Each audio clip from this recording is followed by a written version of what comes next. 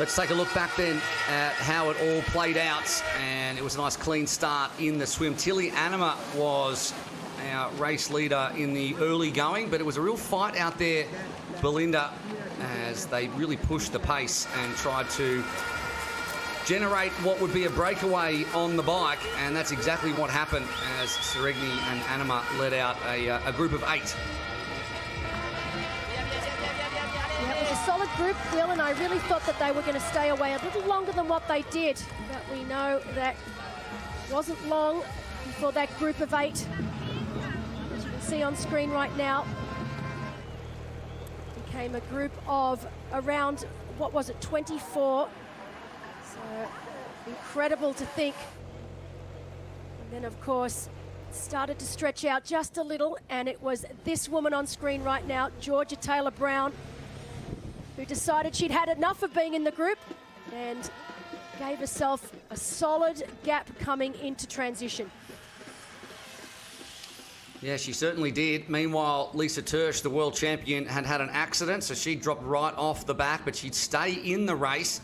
Taylor-Brown giving herself 35 seconds coming into T2, as it was intimated by Ben Bright from Team GB that maybe she didn't have the run legs that the others did, but she certainly gave herself every chance of featuring at the front of this race. And there was the chase pack of 23 women it was in the end. Plenty of run firepower in it. We saw just go past there Leonie Perriot and Beth Potter. They were towards the back of the group, just staying out of trouble. Jolien Vermeulen there as well, and it wasn't long.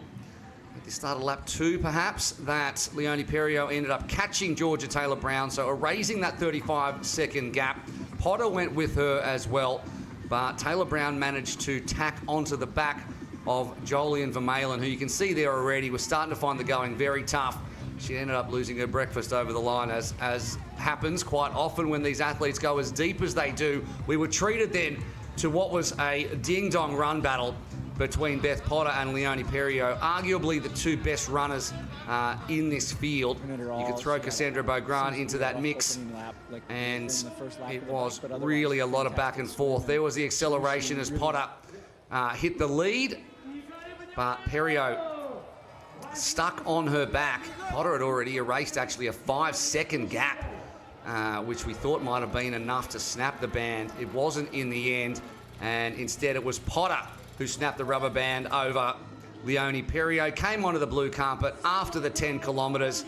As we heard before, she said she didn't have the faith that those around her had as she continued a long, cold winter of injury. Came back, couple of months of consistent running, and that was enough with the skill that she had for the 2023 World Champion to put her stamp on the 2026 Championship over Perriot. Lahair would get third ahead of Georgia Taylor-Brown, and what a race we have, and how good to see so many of the best women in action.